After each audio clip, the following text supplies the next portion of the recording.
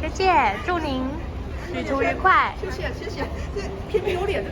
背面更丢脸，你知道背面是什么吗？认证荷兰交男友。你不知道吗？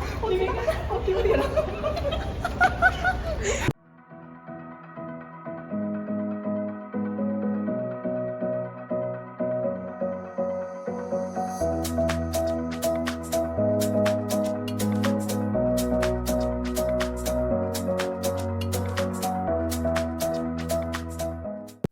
这次过海关，我觉得有点怪。海关就问我说：“那你等一下入境荷兰，你要去哪里？”我就说我要到我的宿舍。海关就说：“那你什么时候开学？”我就说我2月1号开学。那他就问我说：“那你为什么今天就来？”因为我那天到的日期是1月17号。我就说因为我是个国际学生，我想要先来熟悉环境。然后海关又问我说：“那你为什么不叫学校明天就开学？”我就回答说：“那个是学校的行程，不是我可以决定的。而且我的护照明明拿的签证就是拿的是学生签，我真的觉得超级的奇怪。”出海关之后，我整个人超乱，因为我要搭火车到学校的城市，然后我不知道我要搭哪一辆火车，因为那个荧幕上全部都是荷兰文，根本看不懂。然后我还看到有那种火车是开到隔壁的比利时，那因为我在火车站卡了快1个小时。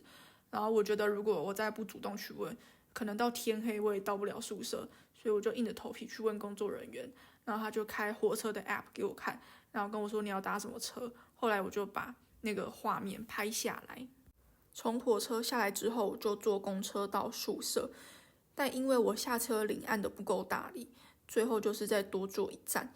然后我下公车的时候，看到那个雪真的是积的有够深。然后因为我这次带2个行李，一个都各21公斤，本来就很重，然后碰到那个雪，我真的其实根本就拖不太动。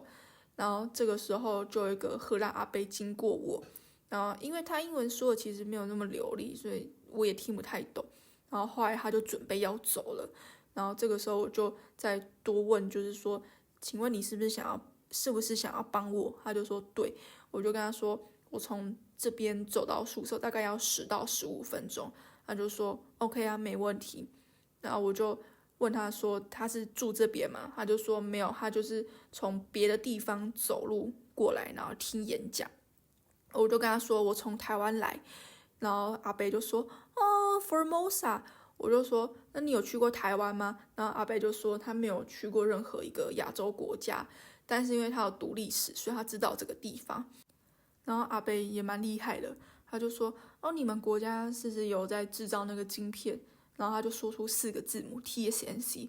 我就说对对对 No.1。然后我就说还有你们国家的那个 ASML。我说阿北真的是有懂。到宿舍之后，我就问阿北说他有没有在用 Facebook 或是任何 social media 的东西。然后阿北说他都没有。最后我就留他的 email， 然后跟他说如果他有到台湾的话，务必要通知我，因为我会带他好好认识这个地方。我现在要出门去超市买东西，然后这是前几天下的雪还没融，然后现在雪在融，走出来真的超冷的。我今天来买这一个，然后它这个东西就是好像凑3个，然后就6块钱，然后你可以各自混搭。我就想说我今天要买一个这个火腿面，好像有加 cream cheese， 然后还有这个隔壁的应该是沙拉吧，我要买那个吐司，然后把它包进来。它这边这一柜就是有很多可以就是微波加热的披萨，然后我前几天就有，它这个就是可以抽2个11.5欧，然后我前几天买了2个，然后我今天才吃完，然后现在有点腻了，所以我今天就不买这一个。然后我第一天来超智障，我那时候以为就这个里面装的是这个东西，就一打开看到里面是酥皮，然后我就继续把它，因为我也不会煮，然后我就继续把它丢到我冷冻里面最下层。这边就很多那种火腿，然后还有很多起司。我之后再来好好研究一下这些要怎么吃。然后饮料的话，我刚买了一个巧克力的，跟一个燕麦的回去喝，然后反正它也是2个凑4欧元。这边感觉就像是那种加热就可以吃的东西，所以我觉得它价格稍微比较高。然后它居然有卖这个米，哦，好久没有吃到白米了。然后这边是泡面区，它有卖日本的、韩国的、印尼的，就是没有台湾的泡面。怎么会没有台湾的泡面呢？台湾的泡面明明就很好吃。然后这边糖果种类超多的，而且每个看起来都好 colorful， 色素满满的。因为我觉得它这边很多不一样软糖的种类，有那个德国的哈利波，然后还有其他的，然后还有那种绿色的，说是那种素食可以吃的。这一排呢就是满满的巧克力，然后有一个我还蛮喜欢吃的，这个德国的这个德国这个牌子，然后它前几天好像有一个快要过期的，然后打了7折吧，然后我就买了一个榛果的巧克力。哦，然后我受不了了，我买一包辛拉面，明天是礼拜天，然后我会去煮买。